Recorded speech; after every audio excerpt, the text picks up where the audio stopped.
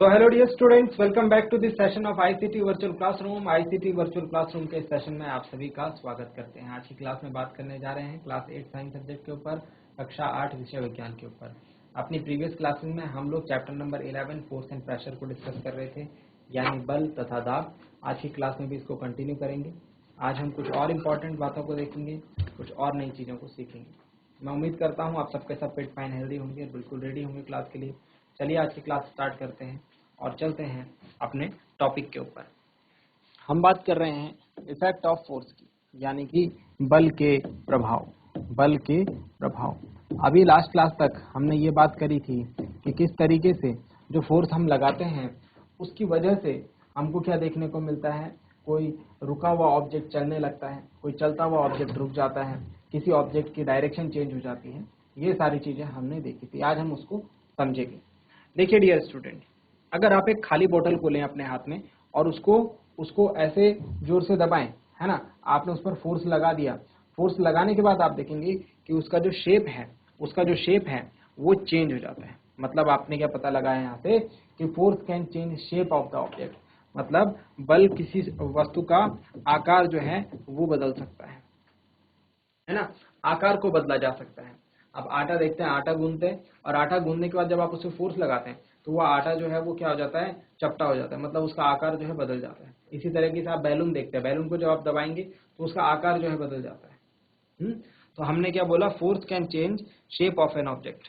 अच्छा देखिए, ये साइकिल चला रहा है व्यक्ति और जब ये बल लगाएगा, मतलब जब ये पैडल पर फोर्स लगाएगा तो इसकी साइकिल जो होगी चलने लगेगी। जब ये ज्यादा फोर्स लगाएगा तो ज्यादा तेजी से चलने लगेगी। जब ये कम हल्के हल्के घुमाएगा पैडल तो कम स्लोली स्लोली जो है साइकिल चलेगी। मतलब क्या देख रहे हैं यहाँ पर स्पीड जो है, स्पीड भी चेंज की जा सकती है फोर्स के थ्रू, है ना। स्पीड भी चेंज की जा सकती है फोर्स के थ्रू। जैसे ये एग्जांपल आप देख रहे हैं अपनी डेली लाइफ में, इस तरीके से आप देखते हैं कि इस तरीके से ऑब्जेक्ट की स्पीड हम लोग चेंज करते हुए देख लेते हैं। ठीक है, तो ये हो गया इफेक्ट्स ऑफ फोर्स, यानी बल के प्रभाव। तो बल के प्रभाव में तीन बातें लिखेंगे। Number 1, force can change shape of an object. Number 2, force can change speed of an object. और नंबर 3 आप इसमें डायरेक्शन भी लिख सकते हैं, force can change direction of an object. जल्दी से ये 3 पॉइंट मेंशन कीजिए, जल्दी से ये 3 पॉइंट आप मेंशन कीजिए। Force can change shape of an object, force can change speed of an object, force can change direction of an object। चलिए अब नेक्स्ट पॉइंट के ऊपर डिस्कशन करते हैं, इफेक्ट्स ऑफ फोर्स। देखिए फोर्स की वजह से और क्या क्या हो सकता है। डायरेक्शन की बात अभी आपने लिखी, तो देखिए क्रिकेट में जो खिलाड़ी होता है वो किस तरीके से जब बॉल उसके पास आती है तो उसको शॉट मार करके उसकी डायरेक्शन चेंज कर देता है। इसी तरीके से फुटबॉल का खिलाड़ी जो है एक रुकी हुई फुटबॉल को किक मार करके उसको मूव करा देता है। मतलब स्टेशनरी ऑब्जेक्ट, स्टेशनरी मतलब जो रुका हुआ होता है, जो विराम में होता है ना, जो विराम में जो ऑब्जेक्ट होता है उसको चलाया जा सकता है। Force can stop moving object, मतलब जो चलता हुआ ऑब्जेक्ट है उसको रोक सकता है, चलता हुआ ऑब्जेक्ट को ये रोक सकता है। आप गाड़ी चला रहे हो, साइकिल चला रहे हो, साइकिल में आप ऐसे ब्रेक लगाओगे, साइकिल क्या होगी, रुक जाएगी, है ना। तो बल, ये आप जो ब्रेक लगाते हैं ये क्या है, ये एक फोर्स ही आप लगा रहे हैं जो कि आपकी जो मोशन है, आपका जो गति है उसको रोकने का काम करता है। ठीक है, तो फोर्स की वजह से नंबर 3 पॉइंट में तो ये लिख दिया आपने, नंबर 4 पॉइंट में ये लिखेंगे और नंबर 5 पॉइंट में ये लिखेंगे। चलिए लिखिए जरा जल्दी से, ये 5 पॉइंट्स को मेंशन कीजिए। Force can change direction of object, force can move stationary object, force can stop moving object. जल्दी से लिखेंगे ये पॉइंट्स को।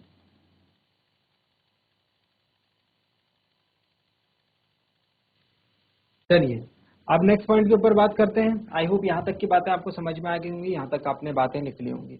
अब फोर्स को और डिटेल में डिस्कस करते हैं। फोर्स के लिए डियर स्टूडेंट्स हमको सिर्फ ऐसा नहीं कि मैग्नीट्यूड चाहिए, उसको डायरेक्शन भी चाहिए होती है। मतलब ऐसा नहीं कि अगर आपको किसी ऑब्जेक्ट को एक स्पेसिफिक डायरेक्शन में मूव कराना है तो आप उस पर कैसा भी बल लगा देंगे, है ना। अगर मैं चाहता हूँ कि जैसे मेरे पास एक ब्लॉक है, एक वस्तु है और मैं चाहता हूँ कि इसको इस डायरेक्शन में ले जाया जाए, इस डायरेक्शन में, तो मैं ऐसा नहीं कि इसको इस डायरेक्शन में फोर्स लगाऊंगा जबकि इस ऑब्जेक्ट ने जाना इस डायरेक्शन में है ना। तो मैं क्या करूंगा, जिस डायरेक्शन में इसको ले जाना है उसी डायरेक्शन में इस पर फोर्स लगाऊंगा। मतलब दिशा भी यहाँ पर निर्भर करेगी, जो फोर्स हम लगा रहे हैं उसके लिए सिर्फ मैग्नीट्यूड ही नहीं बट मैग्नीट्यूड और डायरेक्शन भी चाहिए, ठीक है। तो डायरेक्शन की जरूरत भी पड़ेगी हमको फोर्स को एक्सप्रेस करते वक्त। ऐसा नहीं कि सिर्फ हमको मैग्नीट्यूड से काम चल जाएगा। मैग्नीट्यूड क्या होता है, जैसे सपोज, अच्छा देखो, फोर्स की जो यूनिट होती है, जो मात्रक होता है वो न्यूटन होता है। इसको हम ऐसे कैपिटल एन से डिनोट करते हैं, ठीक है।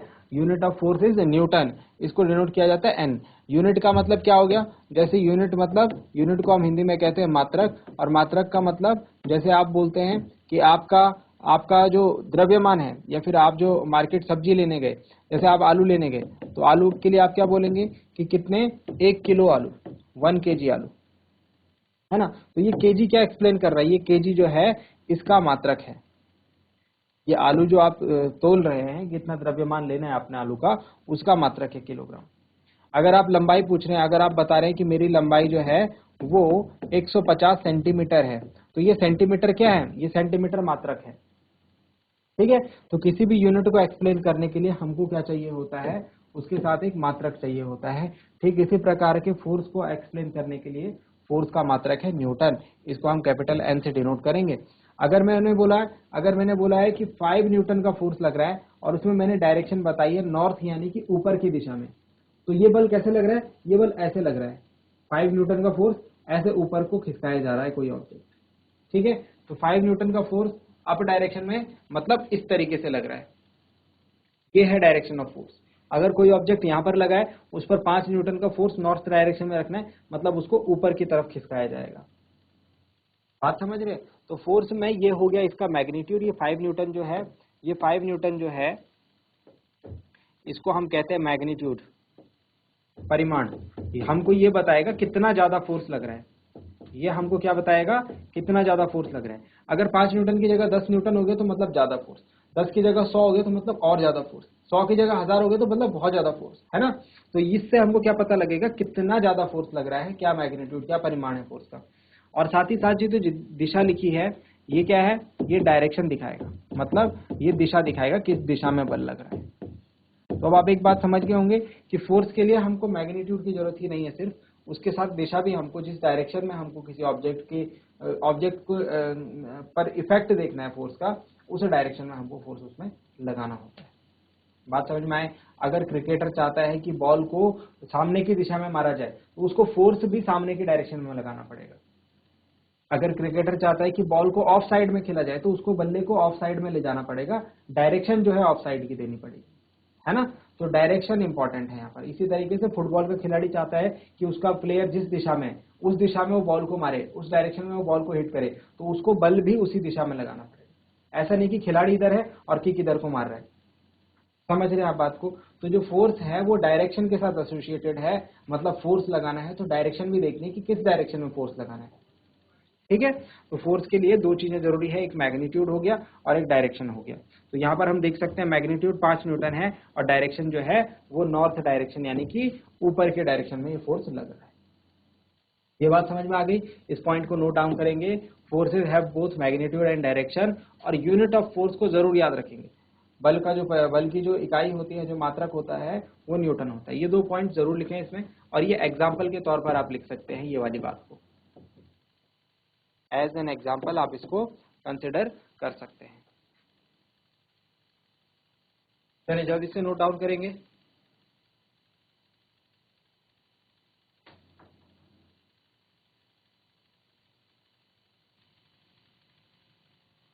चलिए, अब यहाँ पर बैलेंस्ड और अनबैलेंस्ड फोर्सेस को बताया गया है।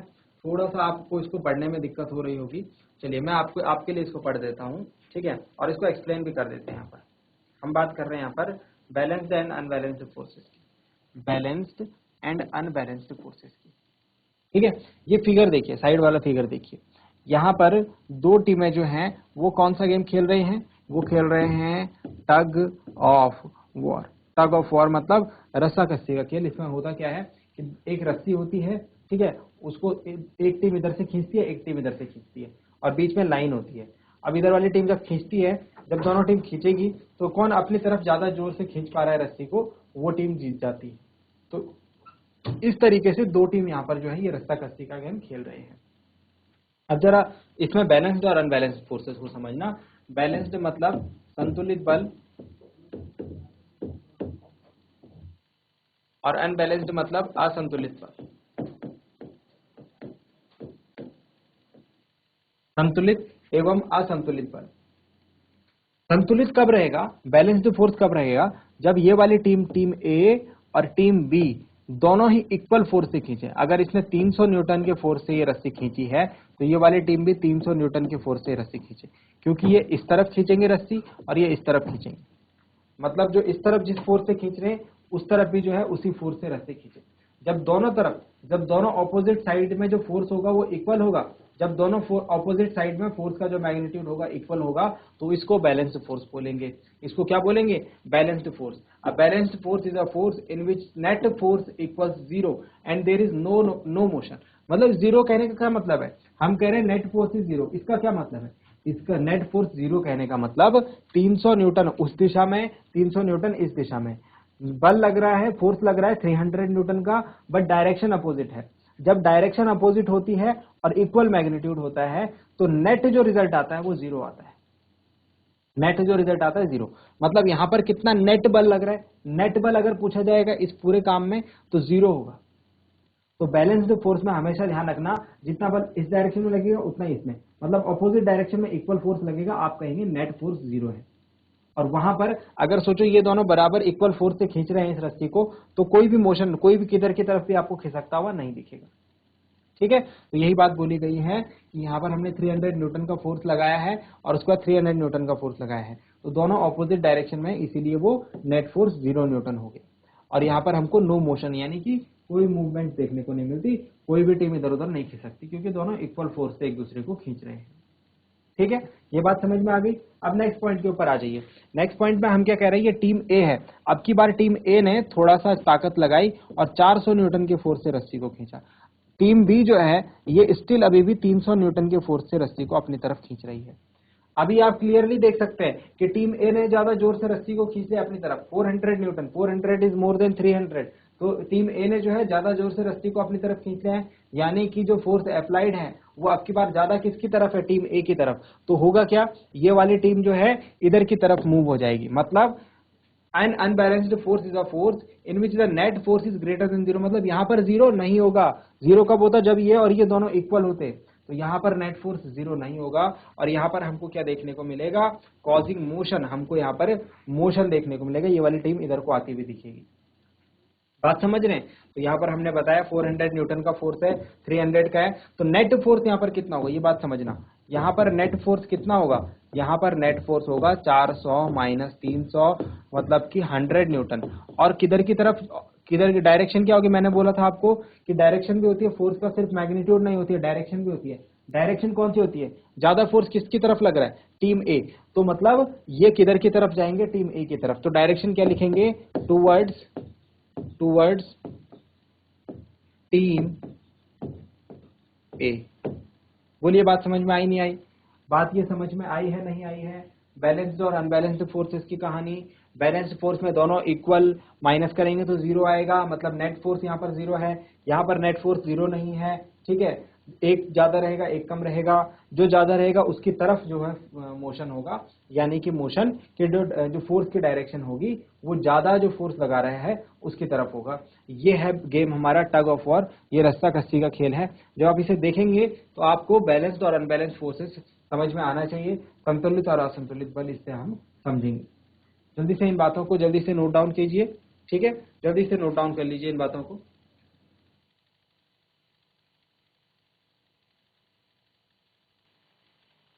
चलिए अब इससे आगे की बातें करते हैं। बैलेंस्ड और अनबैलेंस्ड फोर्सेस का कॉन्सेप्ट भी हम समझ गए।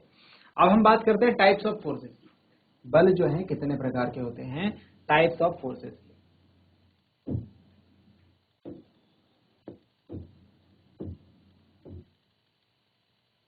टाइप्स ऑफ फोर्सेस की, तो टाइप्स ऑफ फोर्सेस में अगर हम जाएंगे तो हम दो टाइप के फोर्स देखते हैं। नंबर वन है कॉन्टैक्ट फोर्सेस, नंबर वन है कॉन्टैक्ट फोर्सेस। कॉन्टैक्ट फोर्स यानी कि जिसको हम संपर्क बल भी कहते हैं।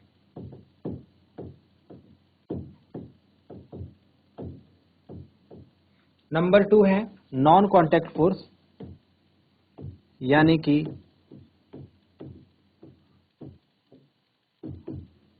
असंपर्क बल।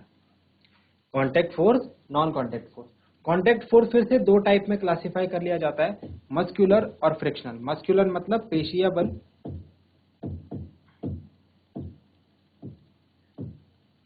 फ्रिक्शनल मतलब घर्षण बल,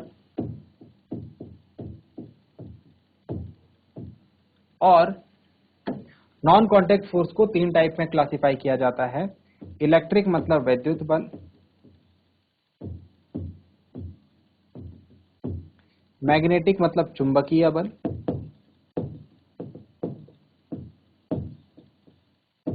और ग्रेविटेशनल मतलब गुरुत्वाकर्षण बल।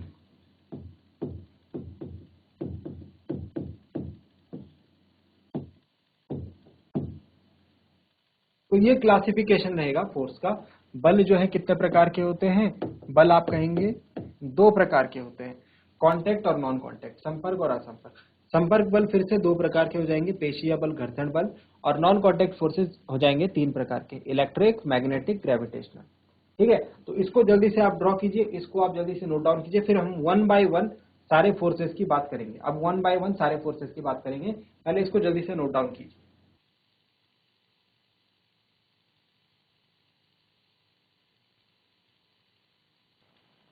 चलिए आप डिस्कस करते हैं वन बाय वन सारे फोर्सेस के ऊपर। ठीक है, कांटेक्ट और नॉन कांटेक्ट फोर्सेस की सबसे पहले बात करते हैं कि फोर्सेस को हम क्लासिफाई कैसे करते हैं। चलिए सबसे पहले बात करेंगे कांटेक्ट फोर्स की। अब ध्यान से समझते हुए चलेंगे, यहां से अगर आप समझ गए तो फिर आगे आपको समस्या नहीं आएगी। इसमें संपर्क बल, सबसे पहले हमने क्या कहा था, फोर्सेस को दो कैटेगरी में डिवाइड करेंगे, कांटेक्ट और नॉन कांटेक्ट। सबसे पहले हम कांटेक्ट फोर्सेस को डिस्कस कर रहे हैं कि कांटेक्ट फोर्सेस कौन से हैं। A contact force is a push और pull applied by one object to another object that is touching it. जब हम किसी ऑब्जेक्ट के थ्रू दूसरे ऑब्जेक्ट पर फोर्स लगाते हैं और वो दोनों ऑब्जेक्ट एक दूसरे को टच करते हैं, मतलब एक दूसरे के संपर्क में हैं, तब जो बल लगता है उसको संपर्क बल कहते हैं। फॉर एग्जाम्पल, अगर मैं एक फुटबॉल को किक मार रहा हूं तो किक मारने के लिए मुझे फुटबॉल को टच करना पड़ेगा अपने पैर से, मतलब संपर्क में लाना पड़ेगा। दूसरी चीज, अगर ये जो यहाँ पर देखिए, यहाँ पर क्या हो रहा है, जो ये फ्लोर है मतलब फर्श है जिस पर आप खड़े हैं, तो आपके और फर्श के बीच में क्या लग रहा है, यहाँ पर फोर्स लग रहा है। कौन सा फोर्स लग रहा है? Contact force. क्यों लग रहा है? क्योंकि आप और फ्लोर जो है दोनों एक दूसरे के सीधे कांटेक्ट में हो, टच में हो, है ना। इसी तरीके से अगर आप एक ट्रॉली को खींचते हैं, एक आप सामान से भरे हुए बैग को खींचते हैं, तो वो बैग आपके साथ क्या है, एकदम टच में है।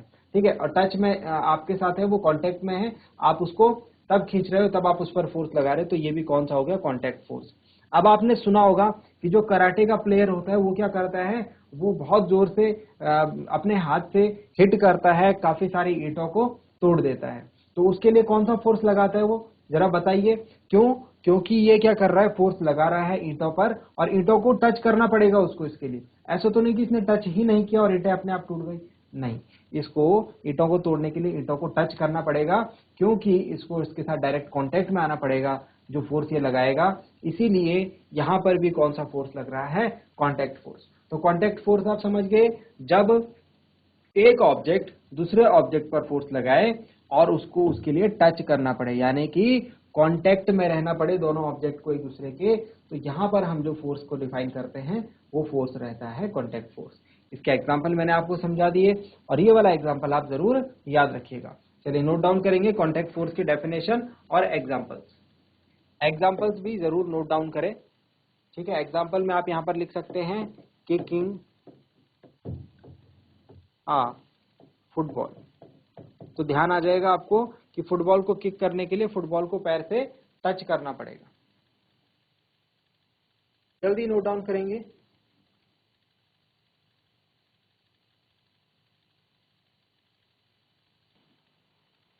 नेक्स्ट पॉइंट के ऊपर चलते हैं, मस्कुलर फोर्स। अब ये आ गए हैं कांटेक्ट फोर्स के टाइप। हमने क्या डिस्कस करा था, फोर्स दो टाइप के होते हैं, कांटेक्ट, नॉन कांटेक्ट। और कांटेक्ट के दो टाइप के फोर्स, मस्कुलर और फ्रिक्शनल।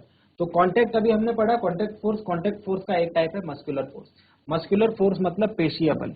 अब आपको ध्यान रखना है, इसमें नाम आ रहा है मस्कुलर, मतलब कि जो हमारी मसल्स होती हैं, जो हमारी मसल हो गई या फिर किसी भी एनिमल की मसल हो गई, उसके थ्रू जो फोर्स लगेगा वो मस्कुलर फोर्स होगा।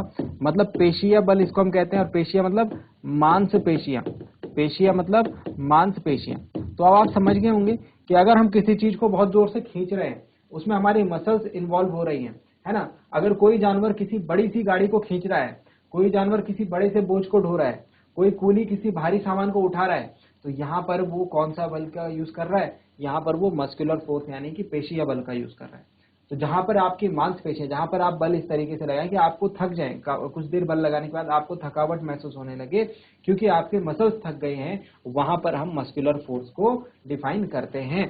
ठीक है, a force that our body exerts by stretching और कॉन्ट्रैक्टिंग मसल्स, जिसमें हमारी मसल्स या तो स्ट्रेच होती है या तो कॉन्ट्रैक्ट होती है, या तो वो फैलती है या फिर वो संकुचित होती है या फिर वो सिकुड़ती है, is known as muscular force. वहां पर हम मस्कुलर फोर्स का जिक्र करते हैं। जैसे आप देखिए, ये ऊंट जो है, इसने अपने ऊपर एक आदमी बिठा रखा है। अब इस आदमी का ये बोझ जो है सहने के लिए और चलने के लिए अपने पैर की मांसपेशियों का यूज कर रहा है, तो इसके पैर की मांसपेशियों को यहाँ पर काम करना पड़ रहा है ना। तो यहाँ पर क्या हो गया, इसके पैर की मसल्स इन्वॉल्व हो गई इस फोर्स को लगाने के लिए, जिस फोर्स की वजह से ये चल रहा है आगे, है ना।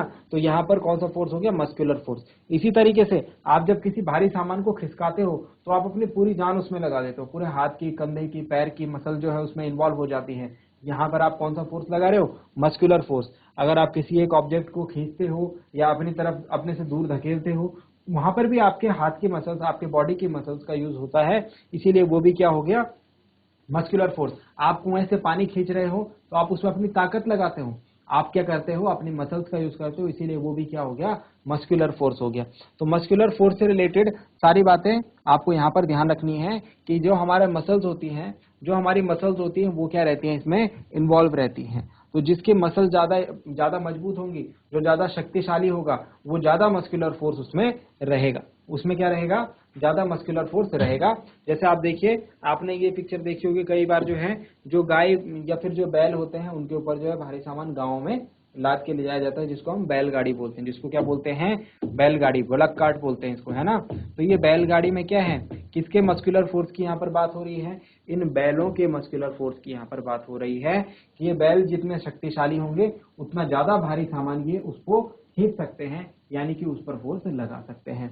तो ये एग्जांपल लिखेंगे आप मस्कुलर फोर्सेस में, और मस्कुलर फोर्स की आप डेफिनेशन नोट डाउन करेंगे जरा जल्दी से।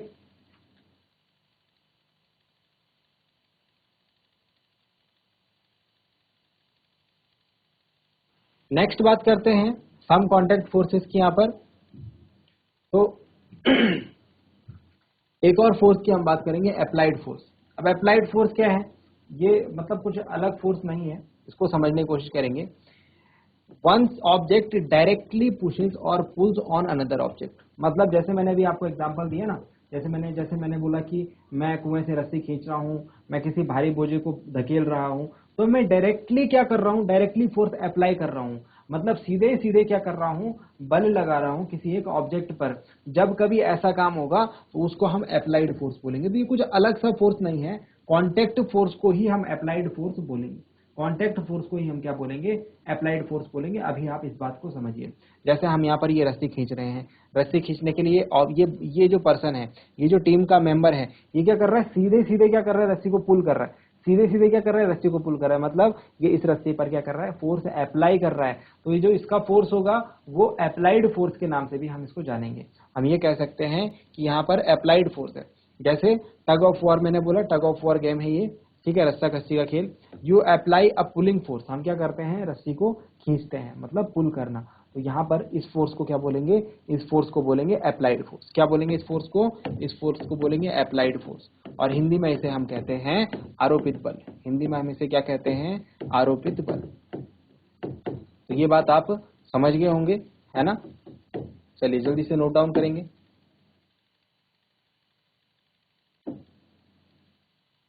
जल्दी से नोट डाउन करें इस बात को। तो चलिए यहाँ तक की बात है, आई होप आप समझ गए होंगे। एक बार हम क्विकली रिवाइज करते हैं, एक बार हम क्विकली रिवाइज करते हैं कि हमने आज की क्लास में क्या क्या पढ़ा, है ना। हमने बात करी थी आज, हमने टाइप्स ऑफ फोर्सेस को डिस्कस किया है। हमने क्या किया है, टाइप्स ऑफ फोर्सेस को डिस्कस किया है। ठीक है, हमने ये भी देखा forces have both magnitude and, यहाँ से हमने बात करी थी इफेक्ट्स ऑफ फोर्स के ऊपर बात करी। ठीक है, इसमें हमने देखा कि फोर्स की वजह से क्या क्या इफेक्ट हमको देखने को मिल सकते हैं, और हमने बात करी और क्या क्या इफेक्ट हमको देखने को यहाँ पर मिल सकते हैं। ठीक है, इसके अलावा हमने ये भी बात करी कि फोर्स में क्या होता है, मैग्नीट्यूड से ही काम नहीं चलेगा, डायरेक्शन भी हमारे लिए क्या रहने वाली है, इंपॉर्टेंट रहने वाली है यहाँ पर। ठीक है, तो नेक्स्ट हमने इसके बाद डिस्कस किया कि बैलेंस्ड और अनबैलेंस्ड फोर्सेस क्या होते हैं, संतुलित और असंतुलित बल क्या होते हैं। इसके बाद हमने टाइप्स ऑफ फोर्सेस के ऊपर बात करी, टाइप्स ऑफ फोर्सेस के ऊपर बात करी कि कितने टाइप के फोर्सेस होते हैं, उनको किस तरीके से क्लासिफाई किया जाता है। देन हमने बात करी कॉन्टैक्ट फोर्स की, कॉन्टैक्ट फोर्स को समझा, और हमने ये भी समझा कि कॉन्टैक्ट फोर्स के अंदर आते हैं मस्कुलर फोर्स। ठीक है, और मस्कुलर फोर्स के बाद हमने ये देखा कि जो अप्लाइड फोर्स है, जो क्या है, अप्लाइड फोर्स है, आरोपित बल है, वो भी क्या है, वो भी कॉन्टैक्ट फोर्स है, यानी कि संपर्क बल है। अब नेक्स्ट क्लास में हम इसके आगे बात करेंगे, फ्रिक्शनल फोर्स की बात करेंगे और नॉन कॉन्टैक्ट फोर्सेस को डिस्कस करेंगे। उम्मीद करता हूं प्यारे बच्चों की आज की क्लास में आपको जो बातें बताई गई वो आपकी समझ में आई होंगी, आपको इंटरेस्टिंग लगे होंगे, साथ ही साथ आपने उनको नोट डाउन भी किया होगा, और ये भी उम्मीद करते हैं घर से आप इन चीजों को एक बार रिवाइज करके जरूर लाएंगे। मिलते हैं अगली क्लास में ऐसे ही किसी इंपॉर्टेंट और इंटरेस्टिंग टॉपिक के साथ। क्लास से जुड़े रहने के लिए आप सभी का बहुत बहुत धन्यवाद। Thank you very much and have a nice day.